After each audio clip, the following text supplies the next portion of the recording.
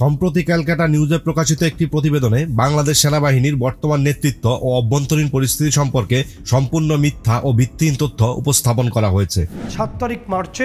7ই March রাত্রিবেলা অর্থাৎ তার এয়ারক্রাফট যখন বাংলাদেশে প্রবেশ করবে আকাশসীমায়, তিনি যখন আর ফেরত যেতে পারবেন না, সেই সময় তাকে মানে ফ্লাইট থেকে নামার পরেই তাকে হয়তো বন্দি করা হতে পারে। এই প্লট রেডি হয়েছে। এটি উদ্দেশ্য প্রণোদিতভাবে বিভ্রান্তি ছড়ানোর জন্য তৈরি করা হয়েছে, যার কোনো বাস্তব ভিত্তি নেই।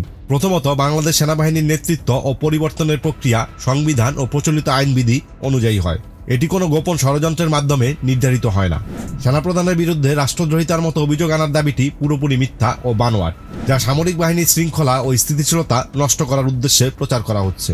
দ্বিতীয়ত, সেনাপ্রধানকে সরিয়ে দেওয়ার পরিকল্পনার কথা বলা হয়েছে, যা বাস্তবে অসম্ভব এবং কল্পনাপ্রসূত।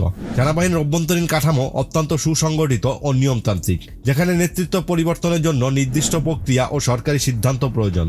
তৃতীয়ত, প্রতিবেদনটিতে আইএসআই, পাকিস্তান ও ইউনুস সিন্ডিকেটের ষড়যন্ত্রের কথা বলা হয়েছে, যা সম্পূর্ণ কাল্পনিক ও বিভ্রান্তিমূলক।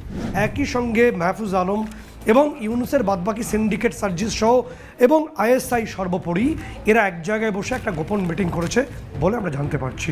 কি সেই মিটিং?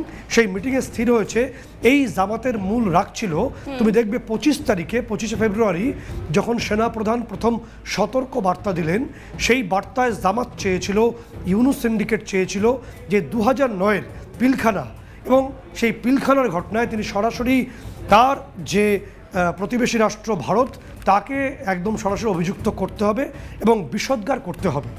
জেনারেল ওয়াকারুজ্জামান সেটা চাননি।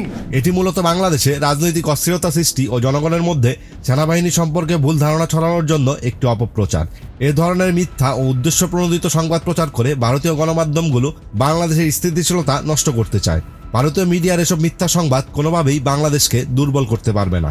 বাংলাদেশের জনগণ ও নিরাপত্তা বাহিনী এসব মিথ্যা তথ্য সম্পর্কে সচেতন এবং কোনো ষড়যন্ত্রই সফল হবে না।